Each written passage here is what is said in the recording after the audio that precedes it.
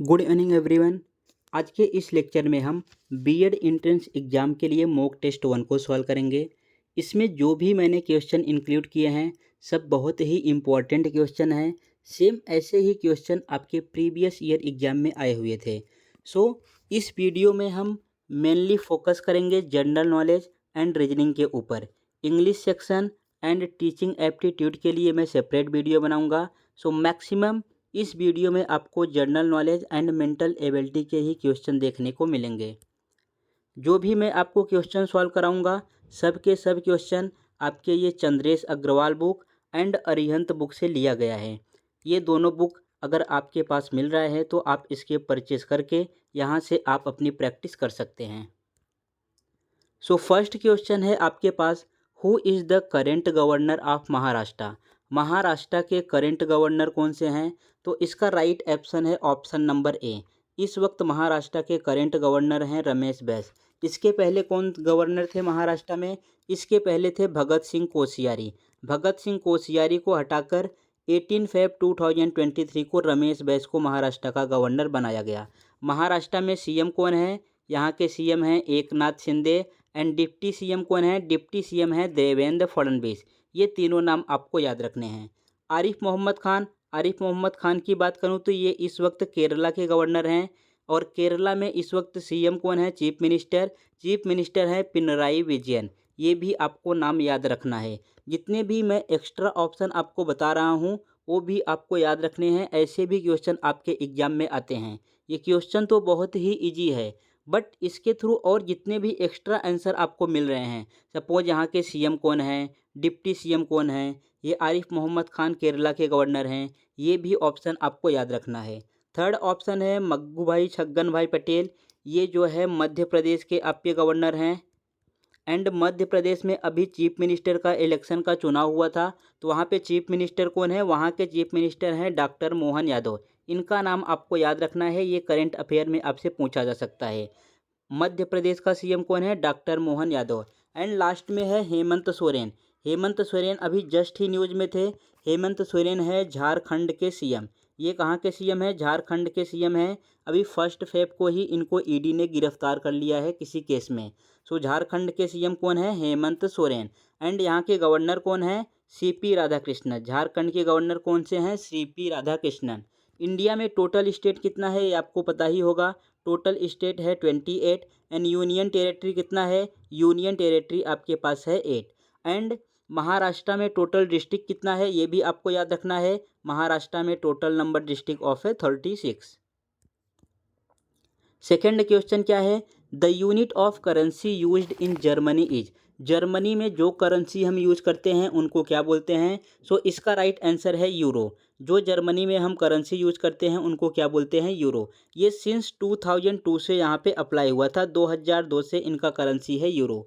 Dollar, dollar किस state का है? ये है United state of America. Dollar कहाँ का करेंसी है? United state of America. And 7 other country का भी जो है करेंसी डॉलर ही है। लाइक आपका यूएस हो गया, ऑस्ट्रेलिया हो गया, न्यूजीलैंड हो गया, सिंगापुर हो गया, कनाडा हो गया, इन सब का भी करेंसी क्या है? डॉलर। सेकंड है पाउंड। पाउंड है यूनाइटेड किंगडम का। United kingdom means Britain, England का। इंग्लैंड का करेंसी क्या है? पाउंड।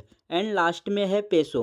पेसो कहाँ का है? ये है आपका मैक्सिको का। मैक्सिको का है, अर्जेंटीना का है एंड अदर 4 कंट्री का भी आपका करेंसी क्या है? पेसो। इंडिया का क्या है? इंडिया का सबको पता है, यहाँ का है रुपया। एंड नेपाल का क्या है? नेपाल का है नेपाली रुपया। ये भी आपको 2 याद रखना है। थर्ड क्वेश्चन आपके पास है, national income is defined as. National income जो इंडिया की आय है, इनकम है, इसको हम कैसे डिफाइन करते हैं? फर्स्ट ऑप्शन है आपके पास GDP at market price. GDP का फुल फॉर्म क्या होता है? जीडीपी का फुल फॉर्म है ग्रॉस डोमेस्टिक प्रोडक्ट। ये आप कहीं पे लिख लेना, ग्रॉस डोमेस्टिक प्रोडक्ट, ये है जीडीपी का फुल फॉर्म। सेकंड है NNP at market price. NNP का फुल फॉर्म क्या है? Net national product. एनएनपी का फुल फॉर्म क्या है? Net national product. Third option है GNP at market price. GNP का क्या फुल फॉर्म है? जीएनपी का फुल फॉर्म है आपके पास ग्रॉस नेशनल प्रोडक्ट। जीएनपी का फुल फॉर्म है gross national product. And last में है NNP at a factor cost. NNP का क्या फुल फॉर्म है? Net national product. ये आपसे फुल फॉर्म भी पूछे जा सकते हैं, इसलिए इसको कहीं पे आप एक सेपरेट बुक में लिख के रखो। सो इसका राइट आंसर हो जाएगा option number first, GDP at market price. Fourth question है आपके पास मेंटल एबिलिटी से। सो मेंटल एबिलिटी का क्वेश्चन मीन्स रीजनिंग का क्वेश्चन सॉल्व करने के लिए अगर लेटर से क्वेश्चन आता है तो आपके लेटर को प्लेस वैल्यू याद करना पड़ेगा। जैसे ए का 1 होता है, बी 2 प्लेस पे आता है, सी 3rd प्लेस पे आता है। सेम अगर आपको किसी नंबर सिस्टम का क्वेश्चन सॉल्व करना है तो इसके लिए सबसे इम्पॉर्टेंट है आपको स्क्वायर, क्यूब, ये दो चीज़ें लर्न होनी चाहिए। स्क्वायर 1 से 25 तक लर्न होना चाहिए, क्यूब 1 से लेके 10 तक या 12 तक लर्न होगा तो काम चल जाएगा। सो यहाँ पे फर्स्ट आपको क्या करना है? स्क्वायर याद करना है 1 से लेके 25 तक, एंड क्यूब याद करना है 1 से लेके 10 तक। जैसा आपके पास टाइम हो वैसा आप लर्न कर सकते हो। या तो अगर नहीं लर्न हो रहा है तो एक पेज पे इसको प्रॉपर लिखो, और जहाँ पे आप सोते हो, जहाँ पे खाते हो, जहाँ पे रहते हो, वहाँ पे इसको चिपका दो अपने दीवार पे, और रोज़ सुबह शाम कम से कम 5 मिनट इसको देखो, अपने आप याद हो जाएगा। सो फर्स्ट जितने भी रीजनिंग में आएंगे आपके क्वेश्चन एंड मैथ्स में भी आएंगे, स्क्वायर एंड क्यूब आपको बहुत हेल्प करेगा। बिकॉज इसमें क्या है, आपको टाइम सेव करना है। सॉल्व तो हम कर लेंगे, लेकिन टाइम सेव कैसे करते हैं ये बहुत इंपॉर्टेंट है। बिकॉज आपके पास टाइम बहुत कम रहेगा एग्जाम में। एक क्वेश्चन को सॉल्व करने के लिए 1 मिनट से भी कम टाइम मिलेगा। सो यहाँ पे आप क्वेश्चन को ध्यान से देखो, क्या लिखा है? 729। 729 के बाद है 243। 243 के बाद हमें नंबर फाइंड करना है, फिर 27 है, फिर 9 है, फिर 3 है। तो अगर आप क्वेश्चन को ध्यान से देखोगे तो यहाँ पे आपको क्या दिखेगा? देखो यहाँ पर 3 है, ये है 3:1। फिर सेकंड क्या है? 3 स्क्वायर, 3 3 जा 9। फिर थर्ड क्या है? 3 क्यूब, 3 3 जा 9, 3 जा 23, 27। सो ये है 3:1, सेकंड है 3 स्क्वायर, थर्ड है 3:3। तो फोर्थ आपका क्या होगा? 3:4। और 3:4 मीन्स अगर आप 3 का मल्टीप्लाई 4 टाइम करते हैं तो कितना आने वाला है answer? Option number C, 81। So ऐसे क्वेश्चन को सॉल्व करने के लिए आपकी प्रैक्टिस अच्छी होनी चाहिए, और प्रैक्टिस तभी अच्छी होगी जब आपको स्क्वायर लर्न होगा, क्यूब लर्न होगा, और जितने भी नंबर हैं, इवन नंबर क्या होता है, ऑड नंबर क्या है, प्राइम नंबर क्या है, कंपोजिट नंबर क्या है, ये सब नंबर आपको पता रहेगा तो आप बहुत ईजिली इसको सॉल्व कर पाओगे। नहीं तो फिर ये आपसे जल्दी सॉल्व नहीं होगा और आपका ज़्यादा से ज़्यादा टाइम इसी में वेस्ट हो जाएगा। सो ये आपको अपने बुक में लिख लेना है कहीं पे, और अपने वॉल पे या अपने बुक पे जहाँ पे आप रहते हो इसको स्टिक कर देना है। इस क्वेश्चन में क्या है? Select the figure that will come next the following. यहाँ पे आपको टोटल 4 बॉक्स दिए गए हैं। First box, second box, third box and fourth box. So first, second and third box में एक आपको फिगर दिख रहा है जो कि है ई। ये ऐसा आपको फर्स्ट बॉक्स में फिगर दिख रहा है। सेकेंड बॉक्स में क्या किया गया है? देखो सेकेंड बॉक्स में इसको 90 डिग्री रोटेट किया गया है। 90 डिग्री रोटेट करने पे ये ऐसा हो गया। थर्ड बॉक्स में क्या किया गया है? फिर से 90 डिग्री रोटेट किया गया है। 90 डिग्री रोटेट करके ये ऐसा हो गया। फिर फोर्थ बॉक्स में क्या करेंगे? हम फिर से 90 डिग्री रोटेट करेंगे, और 90 डिग्री रोटेट करेंगे तो ये इस तरीके से नीचे आ जाएगा। तो कौन सा ऑप्शन है? यहाँ पे देखो ऑप्शन नंबर सी एलिमिनेट हो गया, डी एलिमिनेट हो गया, बी एलिमिनेट हो गया, ऑप्शन नंबर ए ही इसका राइट आंसर है। तो रीजनिंग में जितने भी क्वेश्चन आपके आएंगे, मेंटल एबिलिटी में और मैथ्स में जितने भी क्वेश्चन आएंगे, सबसे बेस्ट ट्रिक है सॉल्व करने के लिए, आप ऑप्शन एलिमिनेट करो। 4 ही ऑप्शन होने वाले हैं। अगर आपने 2 ऑप्शन भी एलिमिनेट कर दिया तो बहुत इजीली तरीके से आप उसका आंसर फाइंड कर सकते हैं। और अगर तुक्का भी लगाते हैं तो 50% चांस रहेगा कि आपका आंसर सही हो। तो आपको क्या करना है? क्वेश्चन को देखना है और ऑप्शन को एलिमिनेट करना है। आपको रॉन्ग ऑप्शन ढूंढना है कि कौन सा रॉन्ग ऑप्शन है। ऑप्शन को एलिमिनेट करो, अपने आप राइट आंसर आ जाएगा। नेक्स्ट क्वेश्चन है, which of the following is a form of direct tax. कौन सा इसमें से डायरेक्ट टैक्स है? तो सभी को पता है टैक्स 2 टाइप के हैं। फर्स्ट है इनडायरेक्ट टैक्स और सेकंड है direct tax. So direct tax में कौन कौन सा आता है और इनडायरेक्ट टैक्स में कौन कौन सा आता है? यहाँ पे पूछा है डायरेक्ट टैक्स कौन सा है, तो इसमें से है आपका कस्टम टैक्स। जो ये कस्टम टैक्स है ये डायरेक्ट टैक्स है। Sale tax, excise tax and gift tax, ये कैसे टैक्स हैं? ये आपके इनडायरेक्ट टैक्स में आएंगे। और इसका सबसे फेमस क्वेश्चन है जीएसटी किस टाइप का टैक्स है? जो हम जीएसटी पे करते हैं ये किस टाइप का टैक्स है? तो आपको याद रखना है जीएसटी इनडायरेक्ट टैक्स में आता है। ये बहुत बार आपके एग्जाम में क्वेश्चन पूछा गया है, जीएसटी किस टाइप का टैक्स है? तो जीएसटी किस टाइप का टैक्स है? आपका इनडायरेक्ट टैक्स है। Next question, market information means. Market information means आप क्या समझते हो? इसका हाफ फॉर्म है MIS, मार्केट इन्फॉर्मेशन सिस्टम। सो यहाँ पे फर्स्ट ऑप्शन है नॉलेज ऑफ मार्केट। ऐसे क्वेश्चन जो है आपको लर्न नहीं करने रहते, ये बेसिक आइडिया के ऊपर डिपेंड है। आप इसको आसानी से ऑप्शन एलिमिनेट करके फाइंड कर सकते हो। Knowledge of market, market information means आपको मार्केट का नॉलेज होना चाहिए। सेकंड ऑप्शन है नॉलेज ऑफ शॉपिंग मॉल्स, आपको शॉपिंग मॉल्स का नॉलेज होना चाहिए।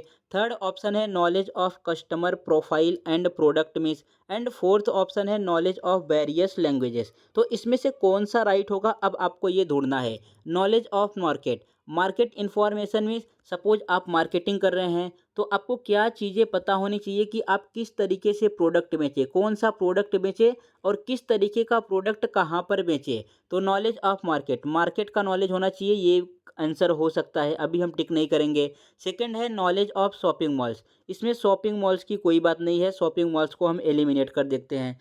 थर्ड है knowledge of customer profile and product mix, मतलब knowledge of customer profile. Suppose आपको कोई सामान, कोई आर्टिकल बेचना है तो पहले आप कस्टमर को समझो कि ये किस तरीके का कस्टमर है, इसको हम कैसा सामान बेच सकते हैं, महंगा सामान खरीदेगा कि सस्ता खरीदेगा, जैसा एरिया रहेगा आप उस तरीके से वहाँ पे सामान बेच सकते हैं। एंड प्रोडक्ट मिक्स, वहाँ पे उस तरीके से प्रोडक्ट को मिक्स करना है, ये भी ऑप्शन सही हो सकता है।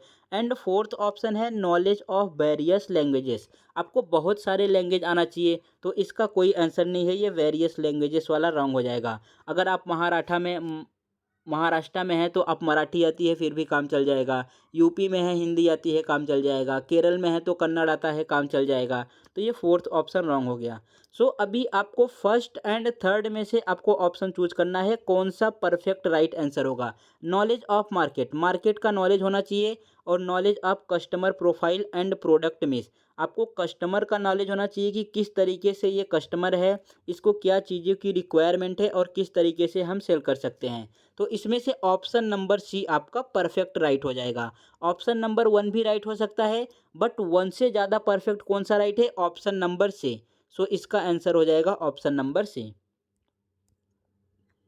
नेक्स्ट क्वेश्चन है select the correct mirror image. ऐसे आपके 2 टाइप के क्वेश्चन पूछे जाते हैं, या तो पूछा जाएगा वाटर इमेज से या तो पूछा जाएगा मिरर इमेज से। दोनों ही क्वेश्चन बहुत ही इजी हैं। आप the given combination, mirror image में क्या होता है कि जो चीज़ें हम मिरर के जितनी पास रखते हैं उतना ही नज़दीक दिखता है। सपोज ये आपके पास यहाँ पे बी रखा गया है, मिरर के पास बी रखा गया है, तो पहले ये बी का जो गोला है पहले ये दिखेगा, फिर ऐसा दिखेगा। तो बी को अगर मिरर के पास रखेंगे तो इस तरीके से हमें दिखने वाला है। अब इसके हेल्प से आप ऑप्शन को एलिमिनेट करो। देखो ऑप्शन डी आपका एलिमिनेट हो गया, यहाँ पे भी ऐसा नहीं दिख रहा है।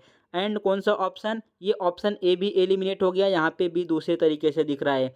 ऑप्शन नंबर बी और सी में से कोई राइट आंसर हो सकता है। अभी हम सेकंड देखेंगे, यहाँ पे 9 है, 9 कुछ इस तरीके से है, तो 9 कैसा दिखेगा? इस तरीके से दिखना चाहिए 9। अभी देखो यहाँ पे 9 कहाँ पर है, इसमें देखो 9 को ऊपर दिखाया है, तो ऑप्शन नंबर सी भी रॉन्ग हो गया। तो ऑप्शन नंबर बी आपका राइट आंसर है। इस तरीके से हम टाइम को सेव करेंगे। आपको पूरे क्वेश्चन को नहीं सॉल्व करना है, बट एक ही पॉइंट को पकड़ो और ऑप्शन को एलिमिनेट करो। फर्स्ट आपने बी को देखा, बी के थ्रू आपको पता चल गया कि ये मिरर इमेज में कुछ ऐसा दिखेगा। सो यहाँ से आपने ऑप्शन एलिमिनेट किया, ऑप्शन नंबर ए और ऑप्शन नंबर डी आपका एलिमिनेट हो गया।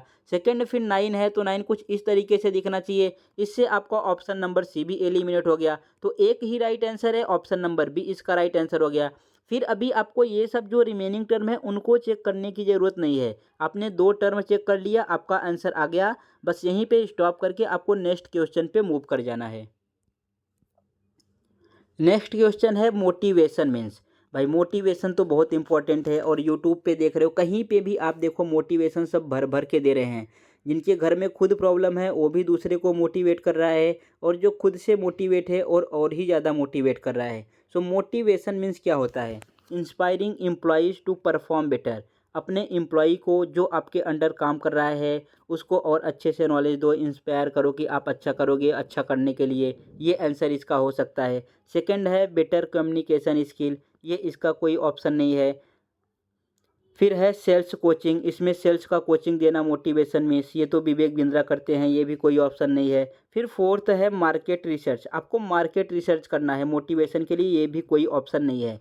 तो इसका सबसे बेटर ऑप्शन है option number first, inspiring employee, अपने एम्प्लॉयज़ को इंस्पायर करो टू परफॉर्म बेटर, और अच्छा करने के लिए। Motivation means inspiring employees to perform better.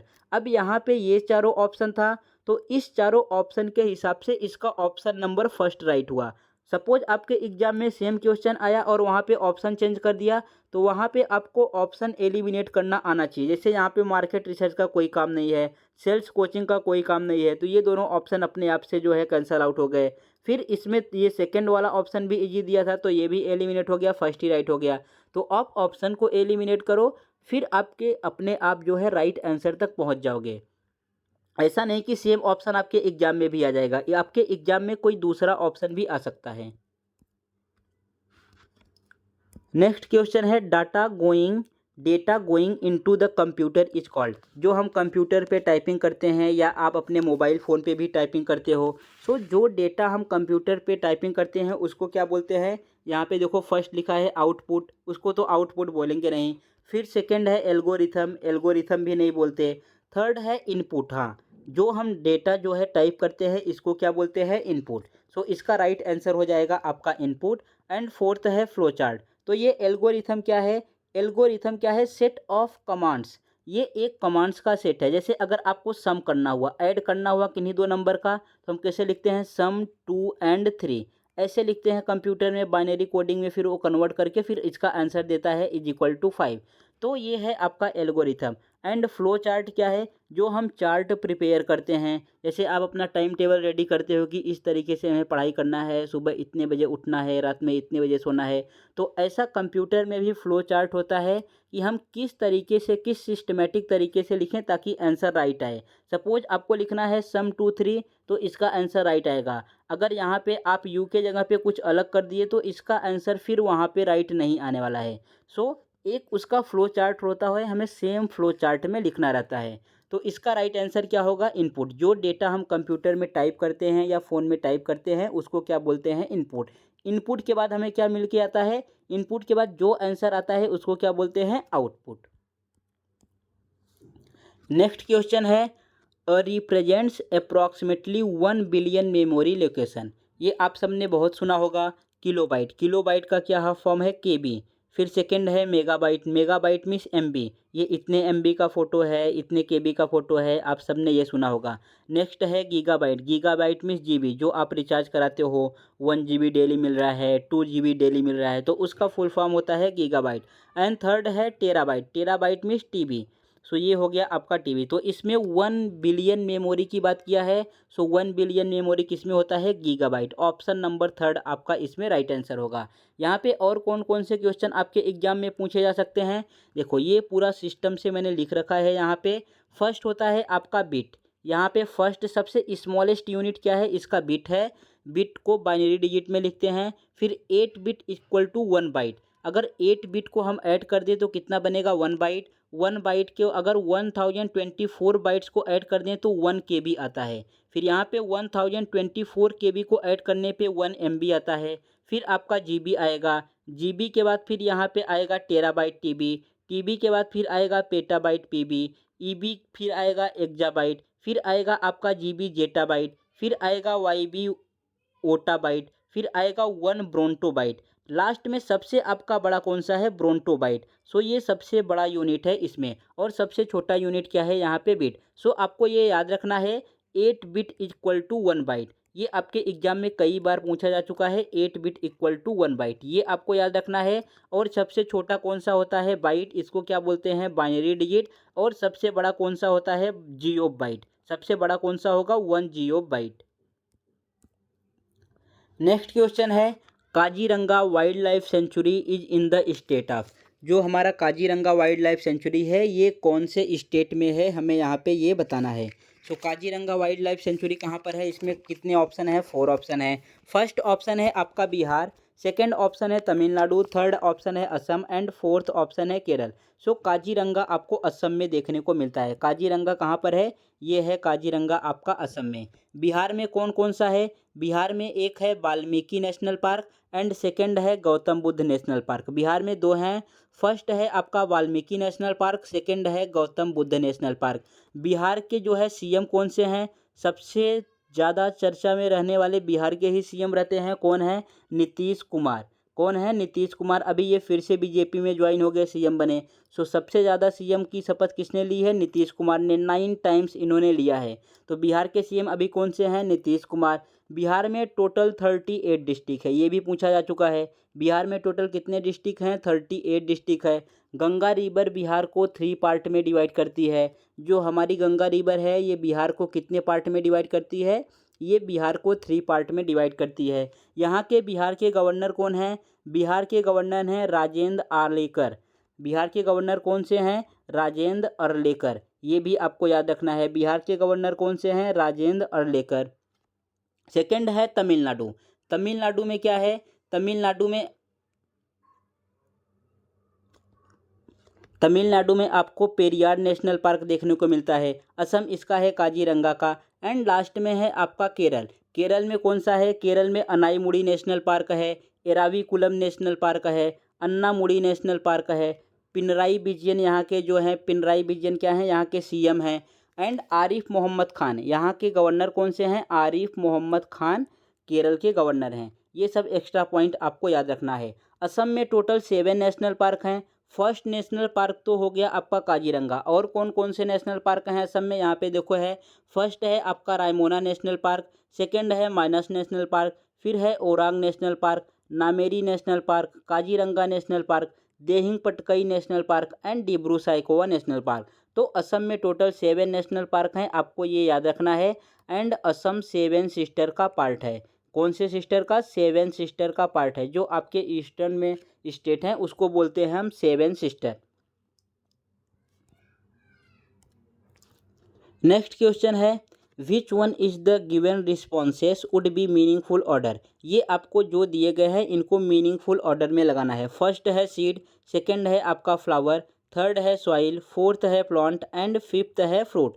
सो इनको कैसे हम ऑर्डर में लगाएंगे, देखो सबसे लास्ट में या तो आप स्टार्टिंग से करो या लास्ट वाला चेक करो। आपको ऑप्शन एलिमिनेट करना है, केवल पूरा राइट आंसर तक नहीं ढूंढना है, ऑप्शन एलिमिनेट करना है। सो फर्स्ट जो है लास्ट में तो फ्रूट ही आएगा। जब ये प्लांट हो जाएगा तो लास्ट में क्या आना चाहिए, फूड। इट मीन्स लास्ट का ऑप्शन कौन सा होना चाहिए, 5 होना चाहिए। तो यहाँ पे देखो लास्ट का ऑप्शन 3 दे रखा है, ये रॉन्ग हो गया। सेकंड वाले में लास्ट का ऑप्शन 3 देखा रखा है, ये भी रॉन्ग हो गया। सी वाले में लास्ट का ऑप्शन 4 है, ये भी रॉन्ग हो गया। सो इसका राइट आंसर क्या है, ऑप्शन नंबर डी, यहाँ पे लास्ट में 5 दे रखा है। सो आप स्टार्टिंग से भी चेक कर सकते हो और लास्ट वाला ऑप्शन भी चेक कर सकते हो। यहाँ पे हमने लास्ट वाला ऑप्शन चेक किया तो एक बार में ही हमारा राइट आंसर आ गया ऑप्शन नंबर डी। अब आपको पूरा चेक करने की ज़रूरत नहीं है। यहाँ पे आप चेक कर लो, थर्ड में क्या है, पहले सॉइल होगा, सॉइल के बाद फिर ऑप्शन नंबर 1 सीड होगा, सीड के बाद फिर फोर्थ प्लांट होगा, प्लांट के बाद फिर इसमें फ्लावर आएंगे, फ्लावर के बाद फिर फ्रूट होगा। सो ऑप्शन नंबर 4 आपका राइट आंसर हो गया। नेक्स्ट है, green revolution was started in India. ये बहुत ही इजी क्वेश्चन है और डायरेक्ट ऐसे ही पूछा जाता है। इसका ऑप्शन नंबर फर्स्ट राइट है, 1960 को स्टार्ट हुआ था। नेक्स्ट है, the country that shares longest border with India is. ऐसा कौन सा कंट्री है जो इंडिया के साथ सबसे बड़ा बॉर्डर शेयर करता है। सो फर्स्ट आपके पास 4 ऑप्शन है। पहला ऑप्शन है चाइना, सेकंड ऑप्शन है बांग्लादेश, थर्ड ऑप्शन है नेपाल, फोर्थ ऑप्शन है पाकिस्तान। सो इनमें से दोनों में से आप कंफ्यूज हो सकते हैं कि चाइना इसका राइट आंसर होगा कि बांग्लादेश राइट आंसर होगा, बट इसका राइट आंसर कौन सा है, बांग्लादेश। ऑप्शन नंबर बी इसका राइट आंसर है। बांग्लादेश की जो है बांग्लादेश की पीएम कौन है, यहाँ की पीएम है शेख हसीना खान। पीएम कौन है, यहाँ की पीएम है शेख हसीना खान। इसका कैपिटल क्या है, बांग्लादेश की कैपिटल है ढाका। एंड यहाँ की करेंसी क्या है, बांग्लादेश की करेंसी है टका। बांग्लादेश की क्या करेंसी है, टका। ये तीनों चीज़ें आपको याद रखना है। बांग्लादेश सबसे लॉन्गेस्ट बॉर्डर शेयर करता है, यहाँ की पीएम है शेख हसीना खान, यहाँ का कैपिटल क्या है ढाका, एंड करेंसी क्या है यहाँ का टका। नेक्स्ट है नेपाल। नेपाल जो है ऐसा कंट्री है जहाँ पे हम बिना वीज़ा के ही जा सकते हैं, बस केवल नेपाल ही ऐसा कंट्री है जहाँ पे हम बिना वीज़ा के ही जा सकते हैं। फिर थर्ड है पाकिस्तान। पाकिस्तान के बारे में तो आप सबको सब कुछ पता ही होगा। पाकिस्तान क्या है,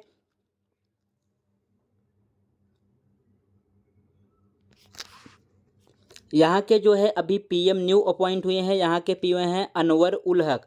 अनवर उल हक का आपको नाम याद रखना है। एंड यहाँ का करेंसी क्या है, यहाँ की करेंसी है पाकिस्तानी रुपया। यहाँ की करेंसी क्या है, पाकिस्तानी, ये लोग रूपी लगते हैं। एंड यहाँ का कैपिटल क्या है, कैपिटल इस्लामाबाद है। ये तीन चीज़ें आपको इसके बारे में याद रखना है। एंड चाइना, चाइना की कैपिटल क्या है, बीजिंग, ये आपको याद रखना है। यहाँ के जो है शी जिनपिंग इस वक्त प्रेसिडेंट हैं। एंड यहाँ की करेंसी क्या है, युआन। चाइना की करेंसी क्या है, युआन। आपको ये तीन चीज़ें इसमें भी याद रखनी है। सो सबसे ज़्यादा लॉन्गेस्ट बॉर्डर कौन शेयर करता है, बांग्लादेश। ऑप्शन नंबर सेकंड में आएगा, फर्स्ट है आपका बांग्लादेश और सेकंड में आएगा चाइना।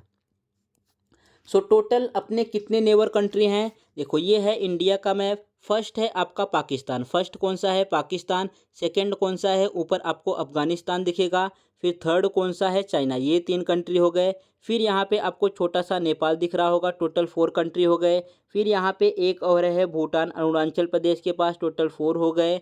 1 2 3 4 5 हो गए। एंड लास्ट में आपको म्यांमार दिख रहा है, ये 6 हो गया। और यहाँ पे कॉर्नर पर है बांग्लादेश। तो टोटल अपने नेबर कंट्री कितने हैं, 7 कंट्री हैं। सबसे ज़्यादा बॉर्डर कौन शेयर करता है, बांग्लादेश।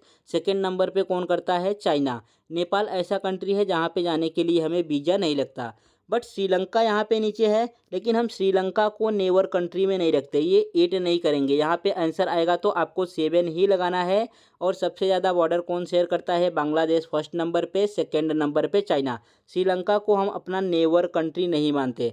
श्रीलंका भले ही वेल कनेक्टेड इंडिया से है, बट ये नेबर कंट्री हमारा नहीं है।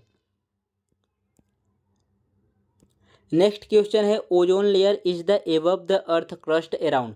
ओजोन लेयर अपने अर्थ क्रस्ट से कितने ऊपर है। सो इसका आपको डायरेक्ट आंसर याद करना है, 50 किलोमीटर। यहाँ से कितने किलोमीटर की दूरी पर है, ये 50 किलोमीटर के दूरी पर है।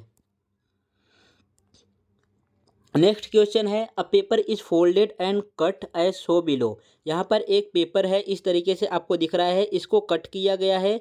कट किस तरीके से किया गया है, देखो यहाँ से कट किया गया है और यहाँ पे फोल्ड किया गया है। तो इसको ओपन करने पे कैसा दिखेगा, ये इसमें पूछा है।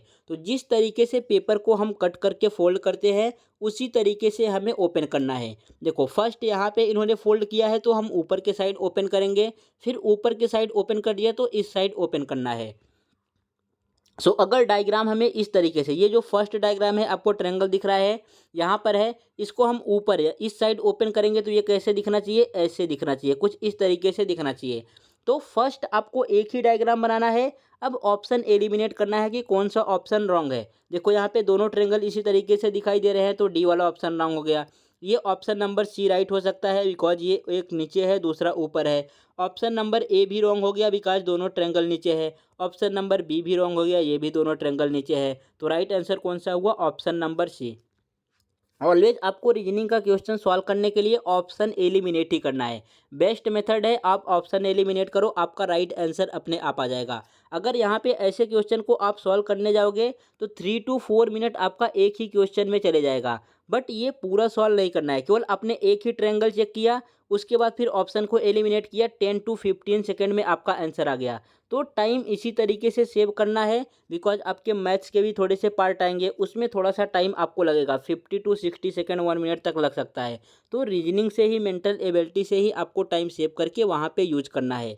इसमें क्या करना है, कैसे सॉल्व करते हैं, बस केवल एक ही चीज़ को चेक करो और ऑप्शन को एलिमिनेट करो। अगर पूरे ऑप्शन हट गए तो फिर जो बचा वही आपका आंसर होगा। अगर पूरे ऑप्शन एलिमिनेट नहीं हो रहे हैं, फिर भी आपका 50-50% चांस हो जाता है क्वेश्चन का राइट होने का।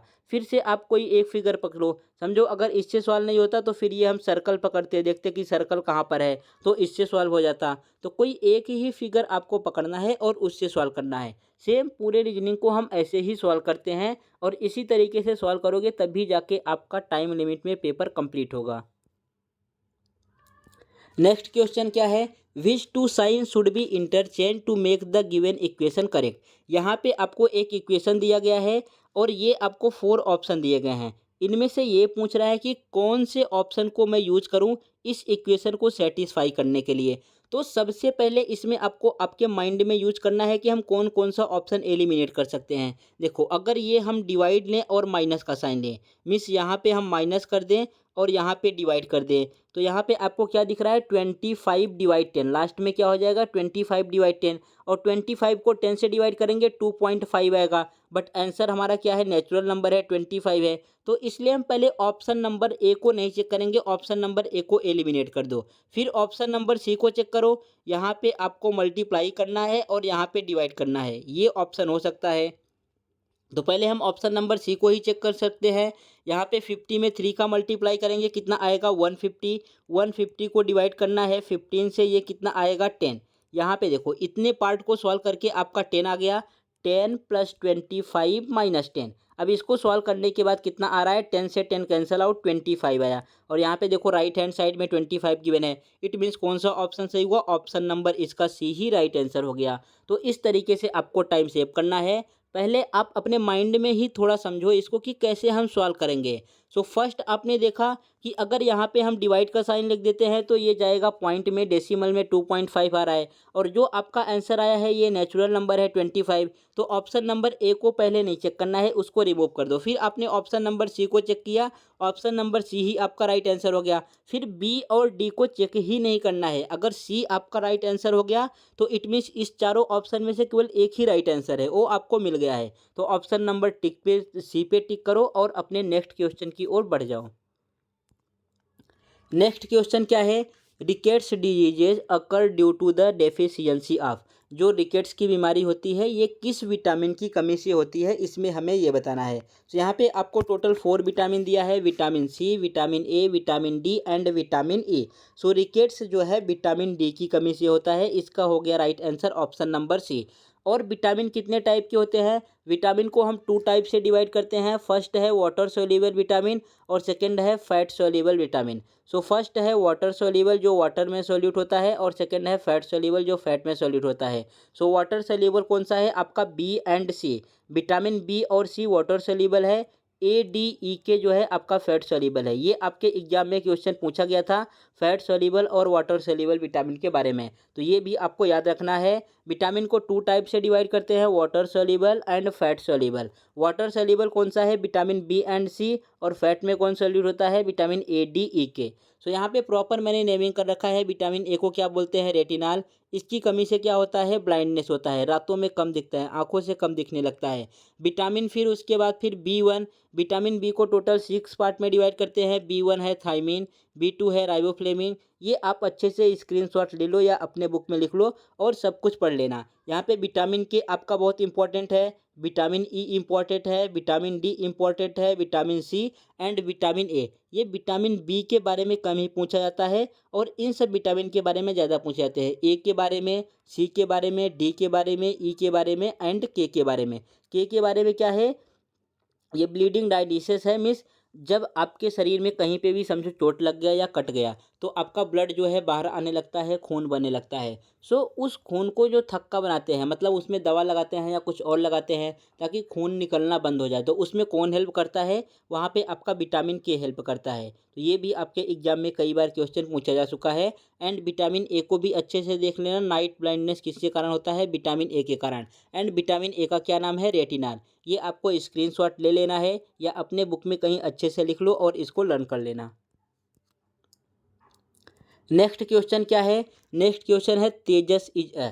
ये दोनों इस वक्त बहुत न्यूज में थे, एक है तेजस और सेकंड है ब्रह्मोस। तो मैंने दोनों क्वेश्चन यूज कर लिया है। तेजस क्या है आपको बताना है, ये एक मिसाइल है कि सबमरीन है, स्पेस क्राफ्ट है कि लाइट कॉम्बैट एयरक्राफ्ट है। तो इसका आंसर है ऑप्शन नंबर डी, ये लाइट कॉम्बैट एयरक्राफ्ट है। जब कभी भी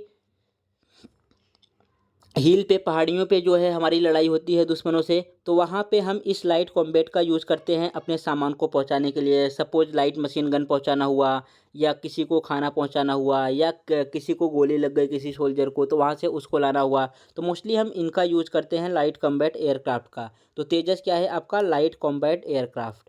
नेक्स्ट क्वेश्चन है ये ब्रह्मोस क्या है। ब्रह्मोस आपका है सुपर मिसाइल, सुपरसोनिक मिसाइल है। सेकंड है सबमरीन, सबमरीन क्या होता है, जो पानी के अंदर जहाज़ें जाती हैं उसको हम बोलते हैं सबमरीन। फाइटर प्लेन क्या है, जो प्लेन लड़ने के काम आता है उसको फाइटर प्लेन बोलते हैं। एंड टैंक क्या है, टैंक जो रोडों पे चलता है, मिस रेगिस्तान में इसका ज़्यादा यूज होता है। सो आपका ब्रह्मोस क्या है, ब्रह्मोस है सुपरसोनिक मिसाइल। ये कुछ इस तरीके से दिखता है। अभी न्यूज़ में एक दिन ऐसा था कि ब्रह्मोस मिसाइल ये लोग प्रैक्टिस कर रहे थे और ये गलती से पाकिस्तान की तरफ जाके गिर गया था, तो वहाँ पे उनका बहुत सारा लॉस हो गया। उन्होंने फिर इस केस को यूएन में लेके गए, फिर वहाँ से जो उसका आंसर आया पता नहीं। सो सुपरसोनिक मिसाइल ये इंडिया ने खुद से बनाया है, मेक इन इंडिया है, और इसको हम लोग एक्सपोर्ट भी करते हैं, मीन्स बाहर देशों में बेचते हैं, इससे बहुत ज़्यादा रेवेन्यू हमें मिलता है। तो इसलिए आपको ब्रह्मोस एंड ये तेजस के बारे में बहुत अच्छे से रीड करके जाना है। नेक्स्ट क्वेश्चन है, यहाँ पे आप study the given pattern carefully. ये जो आपको एक पैटर्न दिया गया है इनके बारे में स्टडी करना है। एंड जो यहाँ पे क्वेश्चन मार्क है ये बताना है कि इसके प्लेस पे कौन सा नंबर आएगा। सो फर्स्ट आपके पास क्या है 11, फिर क्या है 14 और लास्ट में क्या है 75। 11, 14 एंड 75।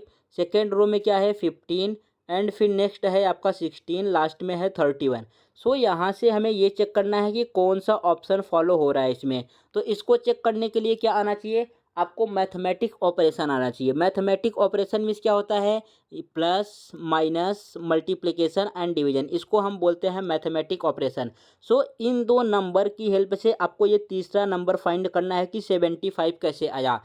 इन दो नंबर की हेल्प से 15 एंड 16 की हेल्प से ये 31 कैसे आया है, ये हमें चेक करना है।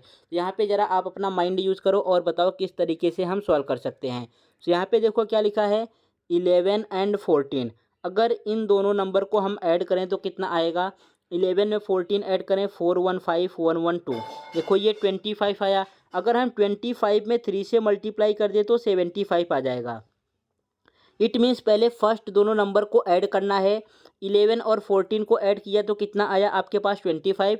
25 में 3 से मल्टीप्लाई करना है। अब ये चेक करना है कि ये हमारे पास 3 कहाँ से आया। तो 3 कहाँ से आया है, 11 और 14 का डिफरेंस देख लो। 11 और 14 का डिफरेंस कितना है, 3 है। सो फर्स्ट इन दोनों नंबर को ऐड किया है, फिर सेकंड में इन दोनों नंबर्स को सब्ट्रैक्ट किया है, उन दोनों नंबर्स का मल्टीप्लाई करके यहाँ पे 75 आया है। अब इसी ऑप्शन को हम सेटिस्फाई कर लेते हैं सेकंड कंडीशन में। इन दोनों नंबर्स को ऐड करो, ऐड करने पे कितना आएगा, 6 और 5 11, 1 1 2 और 1 3, ये आ गया 31। 31 और इन दोनों का डिफरेंस क्या है, सब्ट्रैक्ट करके कितना आएगा, 15 में से 16 माइनस करोगे 1, तो यहाँ पे देखो 31 में 1 से मल्टीप्लाई करो, आपके पास 31 आ गया है। इट मीन्स कौन सा रूल फॉलो हो रहा है, फर्स्ट आपको दोनों नंबर्स को ऐड करना है, फिर उसको सब्ट्रैक्ट करके फिर जो रिजल्ट आए दोनों का मल्टीप्लाई कर देना है। तो यहाँ पे थर्ड वाले ऑप्शन में चेक कर लो 9, 9 के बाद पहले ऑप्शन नंबर 13 लो। 9 और 13 को ऐड करोगे कितना आएगा, ये आया 22। और इन दोनों का डिफरेंस कितना है, अगर 13 में से 9 को माइनस करें तो 4 आ रहा है, और 22 में 4 से मल्टीप्लाई करेंगे तो 81 आएगा। यहाँ पे देखो 81 लिखा है। इट मीन्स इसका ऑप्शन नंबर फर्स्ट ही राइट है, 13 इसका करेक्ट आंसर हो गया। और जब पहला ही ऑप्शन आपको करेक्ट मिल जाए तो फिर तीनों ऑप्शन चेक करने की ज़रूरत नहीं है, बिकॉज 4 ऑप्शन में से कोई एक ही ऑप्शन राइट है और आपका राइट ऑप्शन आ गया है ऑप्शन नंबर फर्स्ट 13। सो इस तरीके से हम चेक कर सकते हैं। यहाँ पे कोई स्क्वायर और क्यूब का भी लॉजिक हो सकता है, प्राइम नंबर का भी लॉजिक हो सकता है। तो जैसे जैसे आप क्वेश्चन सॉल्व करोगे, जितने ज़्यादा क्वेश्चन सॉल्व करोगे, आपके माइंड में फिट होता रहेगा कि किस तरीके से क्वेश्चन आएगा और हमें किस तरीके से सोचना है एग्जाम में। नेक्स्ट क्वेश्चन है, is the national sports of India. India का नेशनल स्पोर्ट्स क्या है, क्रिकेट, फुटबॉल, हॉकी, टेनिस। तो ये सबको पता है कि इंडिया का नेशनल स्पोर्ट्स क्या है, हॉकी है। हॉकी ही नेशनल स्पोर्ट्स क्यों है, हॉकी के जादूगर का नाम आपको पता होगा, मेजर ध्यानचंद। हॉकी के जादूगर का क्या नाम है, मेजर ध्यानचंद। सो इनका बर्थ एनिवर्सरी कब है, 29 अगस्त। इनका बर्थ एनिवर्सरी कब है, 29 अगस्त। सो हम 29 अगस्त को ही क्या मनाते हैं, नेशनल स्पोर्ट्स डे। 29 अगस्त को क्या मनाते हैं, national sports day. Major Dhyanchand के ही बर्थ एनिवर्सरी पे हम क्या मनाते हैं, national sports day. And major Dhyanchand ने थ्री गोल्ड मेडल जीते थे ओलंपिक में। फर्स्ट जीते थे 1928 में, सेकंड इन्होंने जीता था 1932 में, एंड थर्ड जीता था 1936 में। इन्होंने 3 ओलंपिक गोल्ड मेडल यहाँ पे जीते थे। मेजर इनको ये आर्मी में थे, आर्मी में इनका रैंक क्या था, मेजर, इसलिए इनका नाम स्टार्ट होता है मेजर ध्यानचंद। ये आर्मी में ज्वाइन हुए थे, ब्रिटिश इंडियन आर्मी में थे और इनको रैंक मिला था मेजर का, तो इनका नाम है मेजर ध्यानचंद। बर्थ एनिवर्सरी कब है, 29 अगस्त को। 29 अगस्त को नेशनल स्पोर्ट्स डे हम मनाते हैं और इंडिया का नेशनल स्पोर्ट्स क्या है, हॉकी है। फर्स्ट है आपका क्रिकेट। क्रिकेट में आपको ये पूछा जा सकता है कि कितने प्लेयर होते हैं, तो क्रिकेट में कितने प्लेयर होते हैं, 11 प्लेयर होते हैं। सेकंड है फुटबॉल। सो फुटबॉल में कितने प्लेयर होते हैं, फुटबॉल में भी 11 ही प्लेयर होते हैं। 10 आपके प्लेयर होते हैं +1 आपका गोलकीपर होता है, तो सबको मिला के भी 11 हुआ। हॉकी में कितने प्लेयर होते हैं, इसमें भी 11 प्लेयर होते हैं। टेनिस, टेनिस का अलग है, अगर ये टेबल टेनिस है तो इसमें अलग प्लेयर होंगे, दूसरा टेनिस है तो अलग होंगे, तो मोस्टली इसमें 2 प्लेयर होते हैं। सिंगल सिंगल खेलेंगे तो 1 प्लेयर होंगे, अगर डबल खेलेंगे तो यहाँ पे 4 प्लेयर हो जाएंगे। तो ये डिपेंड है कि आप कौन सा टेनिस खेल रहे हो, आपके एग्जाम में कौन सा टेनिस आया है, वहाँ पे आपको पूरा नाम लिखा रहेगा, ये ऐसा टेनिस नहीं लिखा रहेगा। वहाँ पे पूछेगा कि इस टेनिस में कितने होते हैं, टेबल टेनिस में कितने होते हैं, तो उसके बेस पे आपको प्लेयर टिक करना रहता है। ये क्रिकेट का भी पूछा जा चुका है कितने प्लेयर होते हैं, हॉकी का भी कई बार पूछा जा चुका है एंड फुटबॉल का भी पूछा जा चुका है। डिफरेंट डिफरेंट एग्जाम में ये ऐसे आते हैं। और इनसे पूछा जाता है कि क्रिकेट का कौन सा होता है, तो अभी वर्ल्ड कप हुआ, आपको ये याद होगा। वर्ल्ड कप किसने जीता, ऑस्ट्रेलिया ने जीता। ऑस्ट्रेलिया के कप्तान कौन से, पैट कमिंस थे। ऑस्ट्रेलिया ने किसको हरा के वर्ल्ड कप जीता, इंडिया को हराया। इंडिया के कप्तान कौन थे, रोहित शर्मा थे। सो ये सब चीज़ें आपको जो अभी करंट में चल रहा है ये भी आपको लर्न होना चाहिए। नेक्स्ट क्वेश्चन कौन सा है, the first railway line in India was started in the year. India में फर्स्ट रेलवे लाइन कब स्टार्ट किया गया था, तो ये स्टार्ट किया गया था 1853 को। कब स्टार्ट किया गया था, 1853। इसका पूरा डेट क्या है स्टार्ट करने का, 16 अप्रैल 16 अप्रैल 1853। ये आपको पूरा डेट याद रखना है, कब स्टार्ट हुआ था फर्स्ट रेलवे लाइन, 16 अप्रैल 1853। स्टार्ट कौन किया था, लॉर्ड डलहौजी ने। कौन स्टार्ट किया था, लॉर्ड डलहौजी ने। टोटल कितने किलोमीटर तक ट्रेन ने ट्रेवल किया था, टोटल आपका ट्रेन ने 32 किलोमीटर ट्रेवल किया था। कितना कवर किया था, 32 किलोमीटर तक ट्रेन चली थी। कहाँ से, ये बॉम्बे से चली थी, बॉम्बे टू ठाणे बीच। कहाँ पे चली थी, बॉम्बे टू ठाणे। और बॉम्बे में किस प्लेस से स्टार्ट हुआ था, इसको बोलते हैं बोरी बंदर। बॉम्बे में जिस प्लेस से स्टार्ट हुआ था उसको क्या बोलेंगे, बोरी बंदर। ये आपको सब याद रहना चाहिए। कब स्टार्ट हुआ था, 16 अप्रैल 1853 को फर्स्ट रेल चली थी। स्टार्ट किसने किया था, लॉर्ड डलहौजी ने चलवाया था। कितने किलोमीटर तक गई थी, 32 किलोमीटर तक। स्टार्ट कहाँ से हुआ था, बॉम्बे टू ठाणे के बीच में। बॉम्बे में जहाँ से स्टार्ट हुआ था उस पॉइंट का क्या नाम था, उस पॉइंट का नाम था बोरी बंदर। एंड इसको चलाने वाले टोटल 3 लोको पायलट थे। कितने लोकोमोटिव थे, 3 लोकोमोटिव थे। फर्स्ट का नाम था साहिब, सेकंड का नाम था सुल्ताना और थर्ड का नाम था सिंह। साहिब, सुल्ताना एंड सिंध, ये ट्रेन चलाने वाले व्यक्ति का नाम है, लोकोमोटिव का नाम है।